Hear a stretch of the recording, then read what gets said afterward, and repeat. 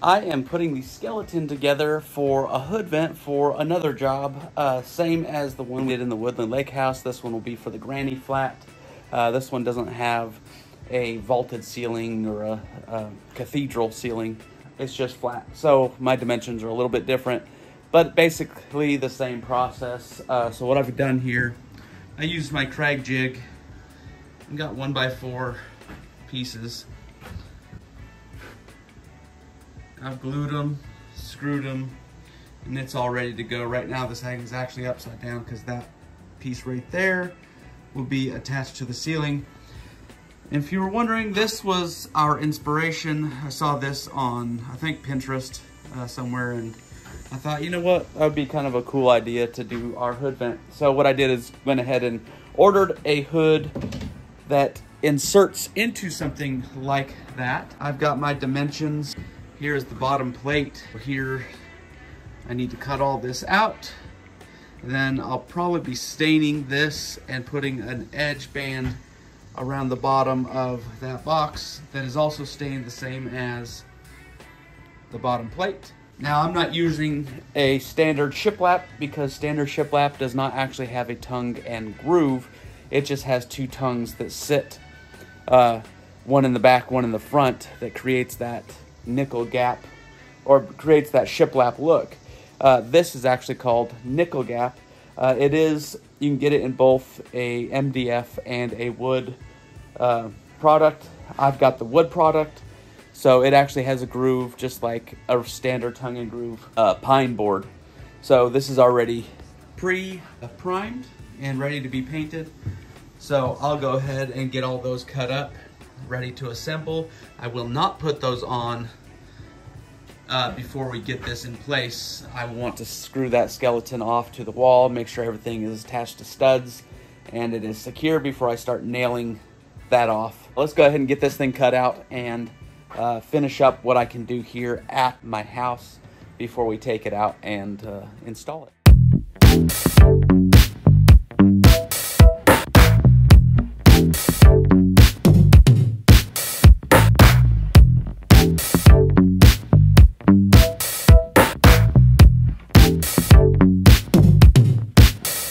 In case you don't know a whole lot about tools, that first tool I was using, this one right here, this is called an oscillator. If you've never used one before, they are quite handy. There was a long time, I'd say about the first 5-6 years I was doing construction, I knew nothing of this tool, didn't have one, didn't really know what it was for.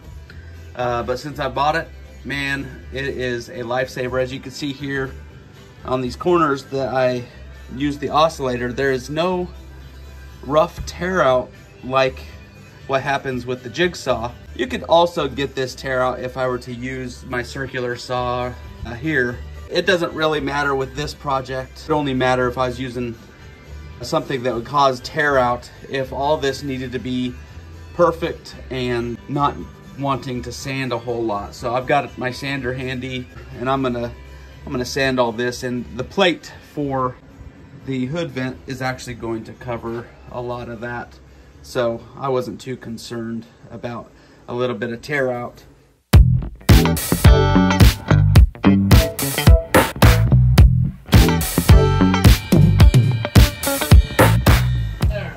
Before I go mounting anything to a skeleton with glue and nails and everything else, I like to test fit. Make sure everything fits properly. That fits right up in there quite nicely.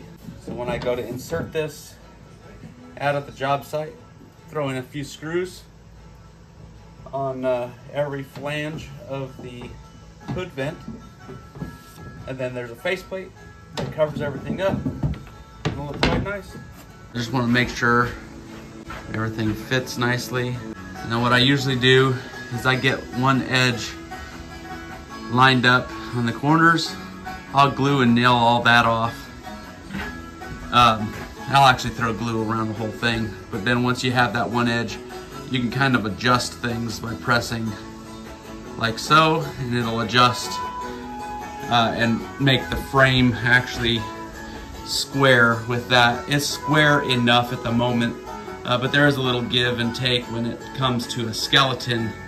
It's no different than when you are building a house, building walls. You have to do what they call racking, which is like pushing the whole wall one direction or the other to get it actually square and plumb once you have it built and standing up.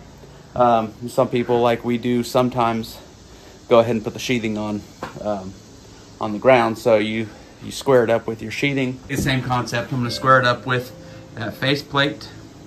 I'm going to get it mounted and rack it.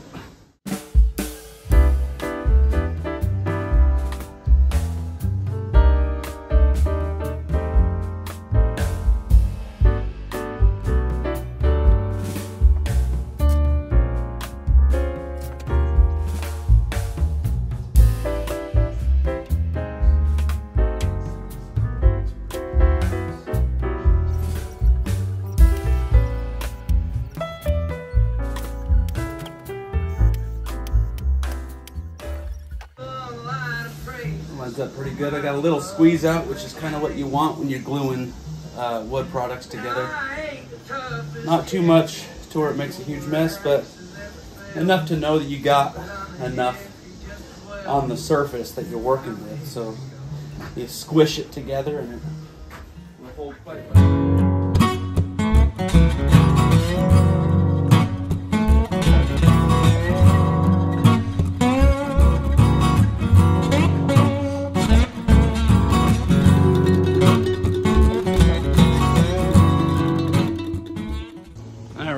Now I've got to wait for that stain to dry. If you're wondering what color that is, it's a Minwax penetrating stain, and the color is Early American. So once that dries, I'm going to go ahead and put a coat of lacquer or polyurethane on the outside of it. I'll spray that on. That'll help protect the wood and the stain so it won't discolor over time. I'm realizing now that my dad did not record him putting the shiplap or installing this at all, but I do have a few things to say about it. We did find out that we did our calculations wrong on the height of the vent, so we actually had to cut our vent shorter, and you'll see that later in the video while we're installing cabinets, that it is a much shorter vent than what our skeleton was built. We didn't have to build a new one, we just cut it, which was nice that we didn't. It's better to have it too long than to have it too short. And then we just put on our shiplap. If you want to see how we, it's not shiplap, the tongue groove stuff that we put on. If you want to see how we put that on, click the link into our video for the one that we did, the wooden lake house, and it shows you how we installed that.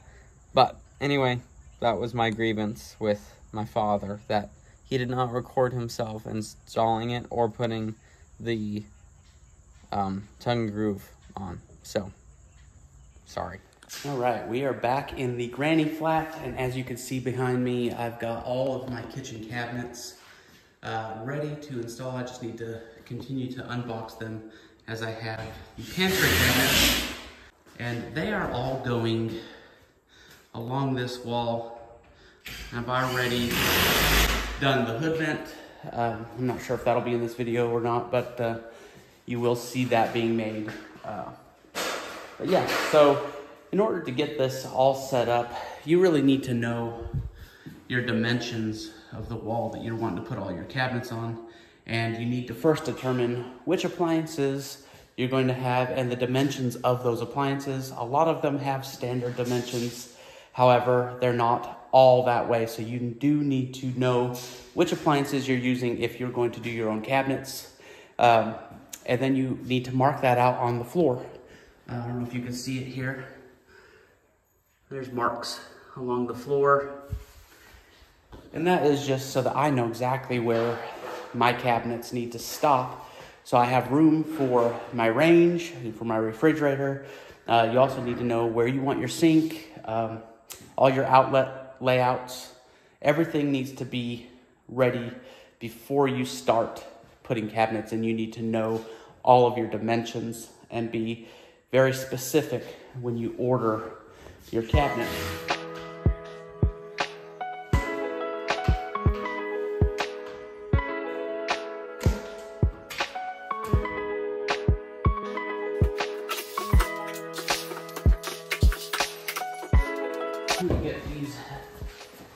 entries installed, but in order to do that, I need to figure out where my studs are so that I can screw them into the wall. I also need to cut out in my pantry this outlet.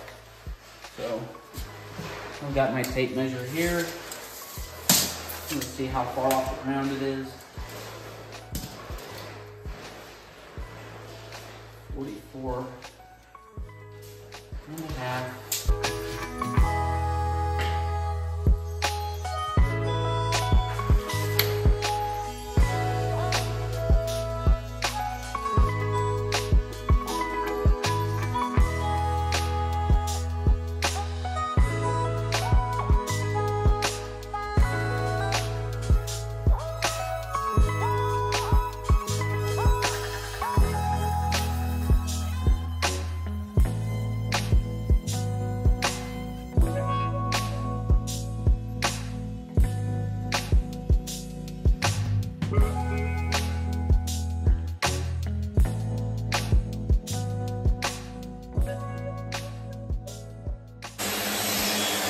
As you can see up top here, this cabinet is just slightly higher than this one. So what I'm gonna do is I'm gonna throw some shims underneath that cabinet on the right. And the one that's lower, I'm gonna throw a couple shims down on the ground and get that thing straightened out as far as going straight up with it. And that'll take out any imperfections that we see when it comes to the alignment of these cabinets.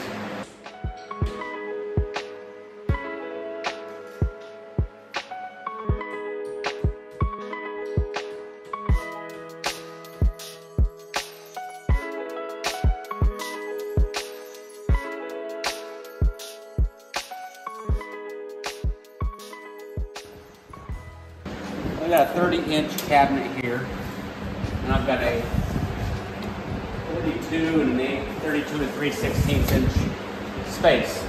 So I'm gonna have to rip a trim piece to attach to either one side or the other on the face frame before I actually hang the wall cabinet up. If you look here, I also have a 30-inch base, but that means that I still need to get out to that 32-inch mark because the range goes here. And if you have your range off, especially by 1 3/4 inches, you're going to really notice that when you're standing back and all the countertops are on. You're going to have your hood vent slightly shifted compared to where your range is sitting. So I'm going to add 1 3/4 face to the bottom cabinet as well. And then when we go to put our cabinet or the countertops on, we'll go ahead and cover that whole thing. So there'll be some dead space back here, but it's actually going to work to our benefit because it leaves a little space to get your range in. Yeah. It's time for wacky engineering. Stealth zip tie. Stealth because they're orange? Yeah.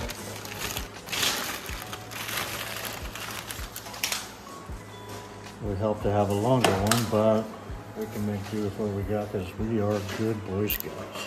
We're good Boy Scouts? Yeah, that's one of their credos. Make do with what you have. If you got short zip ties, you make them longer. Let's see how this does. Yeah, you gotta stand here and hold it up just like the wire on the back of that thing. What? You gotta stand here and hold it whenever we're cutting. Oh, that's efficient.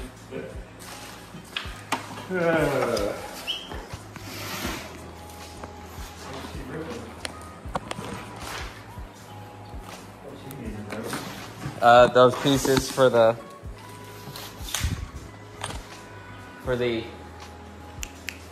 cabinets, for the gap.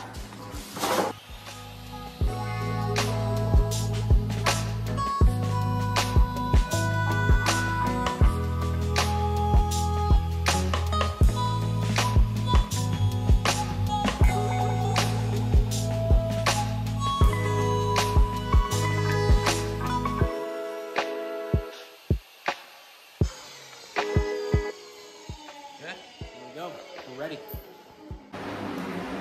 Okay, let's see how it does. Well, I'm gonna go ahead and attach this. That's for actually up here. I'm gonna get my sticks. We're gonna stick that thing up there. Oh, okay. Okay. We'll take this, we're gonna, this is our cabinet stands.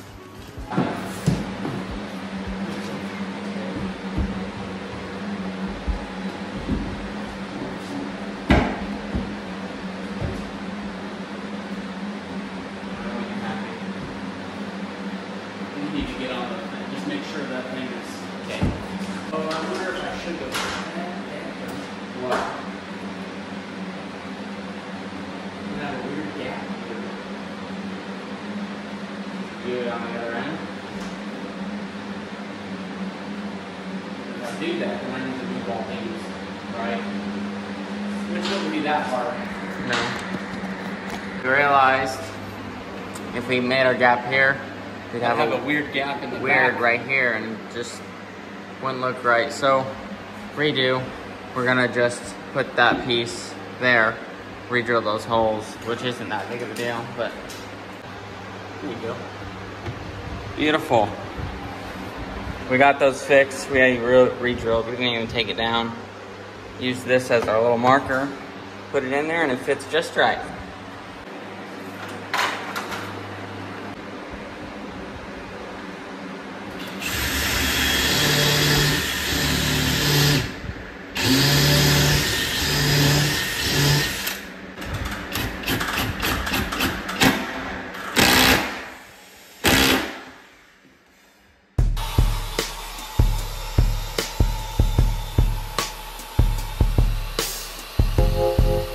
On my toe kick at the end of the cabinet, or do I let it stick past?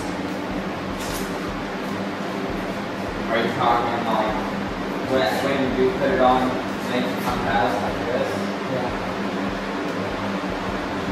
That would look weird. Yeah, really does.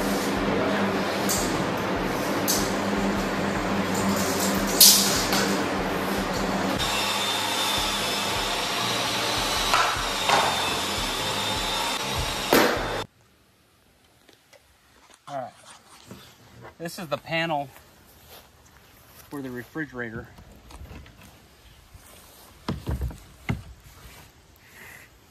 So you have to, it doesn't come pre-assembled, so you have to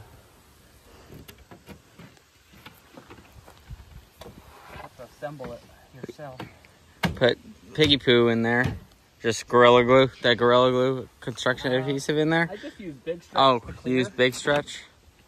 Yeah, because what I'm going to do, I'm going to go ahead and shoot it with the pass load. And I've got one of those crayons, and we're going to fill it in. Okay. You'll never know.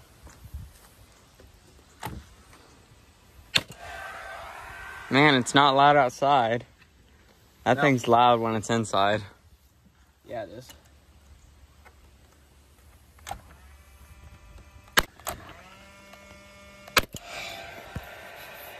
What do you think? I like it. So we're just gonna get one of those wood filler crayons and Yeah, I think that's good enough. yeah, that'll look fine.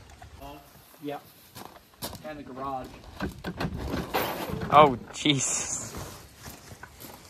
This is the cabinet that goes above the refrigerator, and I've ripped down the panel that'll go on one side to kind of box in the refrigerator, but on the other side that'll actually hit the wall, I need to add 3/4 of an inch, because down at the ground I will have floor trim, which is 1x4, which is 3/4 of an inch. So I need to do the same thing up here so that I'm not tighter at the top than I am at the bottom with the refrigerator, so it gives me an even 36 inches from top to bottom.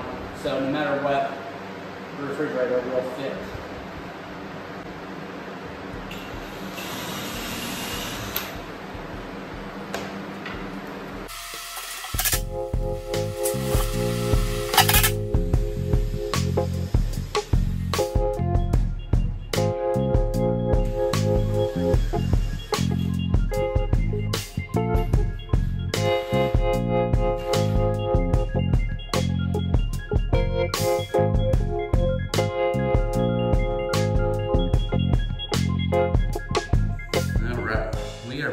granny flat.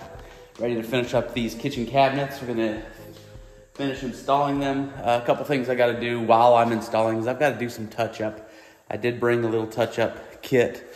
This is a little crayon they make that is specifically the same color as the cabinet themselves. And so all you have to do with these, you want to make sure, see the tip of that's a little bit dirty, so I'm going to cut that off. Then you just got to rub it into these spots. And I got a little putty knife and make sure it's not on the face, because it'll start looking a little weird. But if you could just fill that little hole there, it'll all kind of disappear. Another thing I did bring is my 6-foot level, because I want to make sure that from one counter to the next, because in between there's no countertop happening, because that is where our range goes. I want to make sure that this cabinet is exactly the same level with the cabinet on this side. That way when you put your range in, the countertops all are even, so that when you level your range, it doesn't look weird. And I could probably go ahead and do the same thing from the countertops against the wall out to the island. I can make sure that that's all level. That doesn't matter as much as these two. They could be slightly off.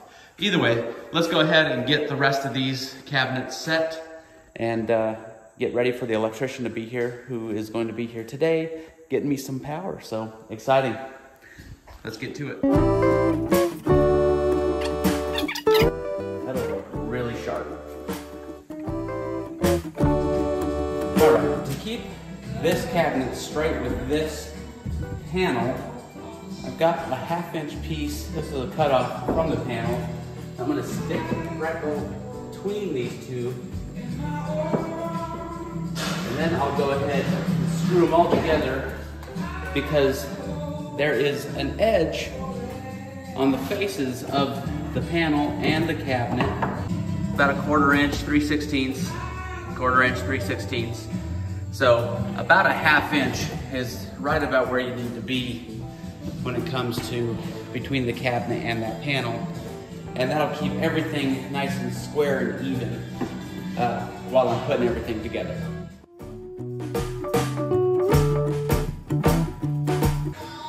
This is the upper. I've got my marks on the wall for where my studs are.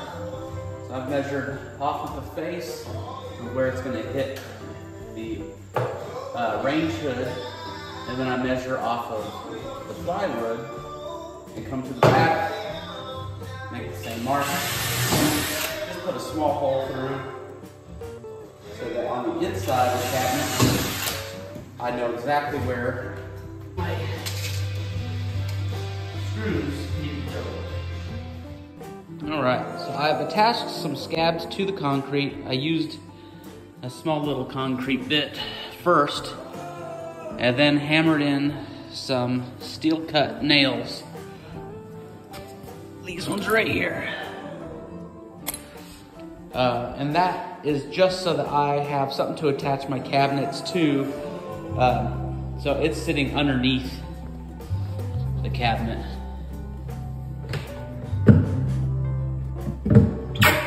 And I made them smaller on purpose so I didn't have any issues fitting it in there.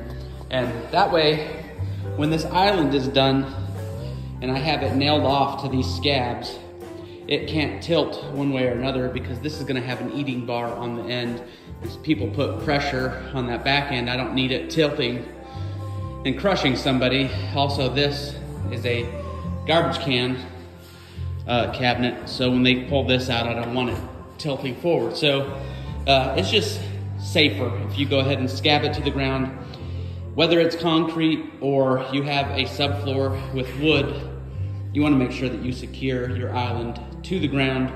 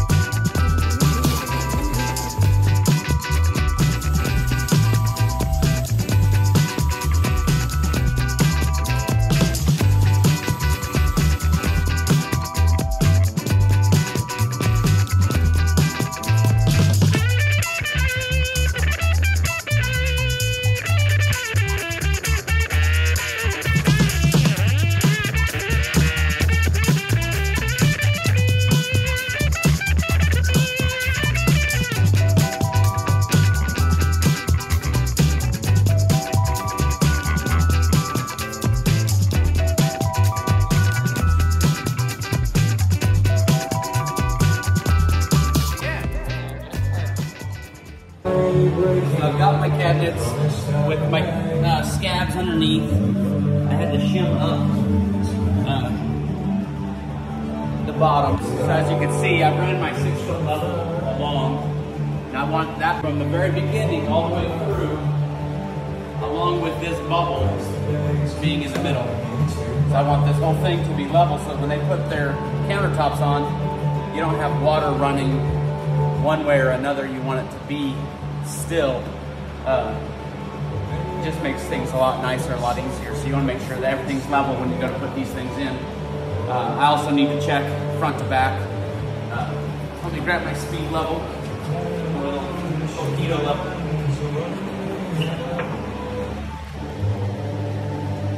So I can go. But this has a little bit of, there's a little bit of wink to this cabinet. As you can see, if I hold this corner down, this go down. So this is probably not a great spot to try. We'll go ahead and go here, which is level. So I know for a fact that if this hits the ground, all of this will be level front to back. I see with this that we're level side to side. I also have measured off the wall to make sure that we are evenly spaced from the walls, evenly spaced from the cabinets on the wall. So when you come around your kitchen, you're not looking like it. There's not going to be any weird optical illusions or anything. It should be nice and square, nice and parallel.